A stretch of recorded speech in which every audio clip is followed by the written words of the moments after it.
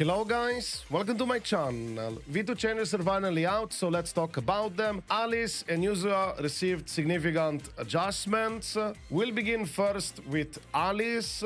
By the looks of it, she seems to be overall buffed, although her multipliers have been nerfed, quite many of them, as you can see on the screen. However, she did receive change on her core passive instead to make up for it. Also, her hold skill has been moved to basic, so it's just like Miyabi's. Her enhanced basic attack 3 has been buffed in terms of damage, but nerfed in anomaly. Also, now she has an X special variant that exists along the old one. Here you can also see the damage multiplier and anomaly multiplier for the existing version and also for the new variant. As for the core passive, now Alice X special, chain and ultimate will instantly trigger her special force assault, which does up to 80% of the damage of a normal assault based on her crit rate. Alice triggering any type of assault now instantly regenerates one sword chi.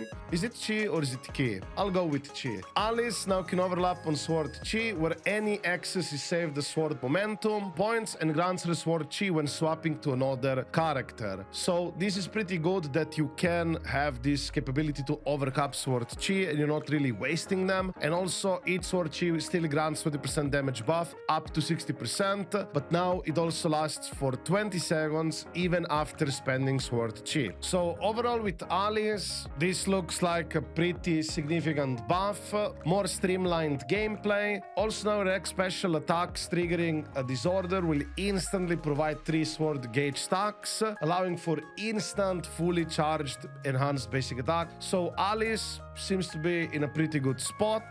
I think Alice in this version seems alright. Definitely a decent anomaly physical pickup for your account. If you don't have Jane and you're looking for some anomaly characters, she can complement on your roster, but I would highly consider personally getting Yuzua first as the quote-unquote ultimate support for anomalies. She's really good there, and if you really have like good anomalies on your account, you can easily play Yuzua with those anomalies. Of course, you can also play Alice with Yuzua, and speaking of Yuzua, let's go over her changes. But before that, I would like to let you know that a lot of you guys who watch me are not subscribed. If you would like to support this small channel, feel free to subscribe. It's completely free of charge. Smile. And now let's continue with the video. So for Yuzua, her multipliers also received some changes. Feel free to pause the screen if you want to read it in detail. But more importantly for Yuzua, they have changed parts of her kit.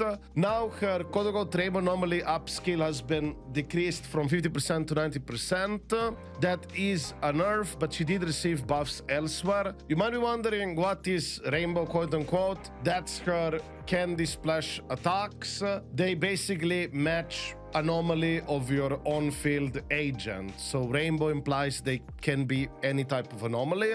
This is a nerf, but before you panic, there are plenty of good changes for Yuzua. Her additional ability received a buff. Now the attack conversion has been increased from 37% to 37.5% of her attack. So now you'll need 3200 attack buff to receive 1200 attack buff for your entire team, which is a pretty good change. It's gonna be easier to get full buff out there. For each point of AM, anomaly mastery above 100, she will not only increase anomaly/disorder damage, she'll also increase anomaly application rate up to 20% to the entire team. And this is the very potent, strong part about Yuzua, because it's gonna help you potentially have an easier time brute forcing content, maybe even on weakness and obviously neutral enemies. You'll still be able to have a really good anomaly application rate. I believe 20% is something like you get in deadly assaults. It's a pretty significant buff, I would say. And if you can max this out,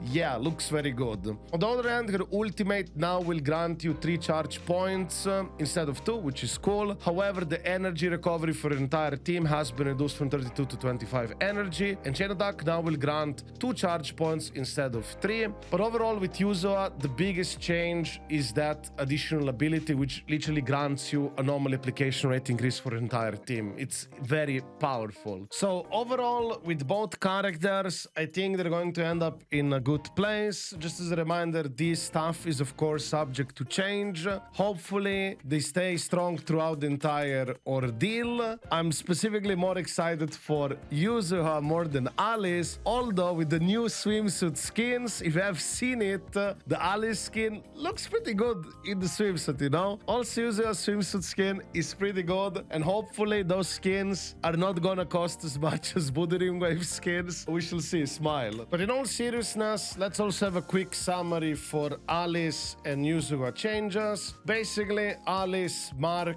is gone. She no longer has to juggle between two anomaly gauges or needs to do heavy hits. Now her Marked Assault will automatically be triggered whenever you use her X special attack, chain attack. The Marked Assault itself also received the damage boost from 35% to 80% of normal assault damage. This does scale even higher with critical rate from my understanding.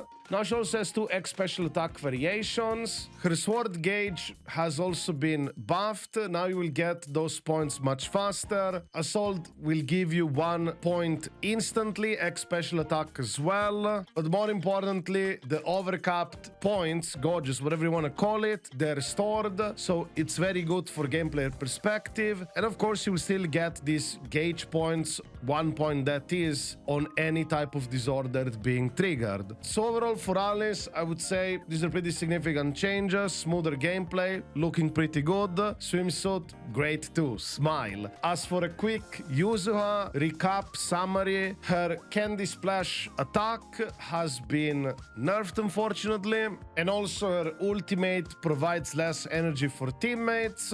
And I guess also the chain attack does give fewer charges compared to before. However, the core passive buff is extremely potent.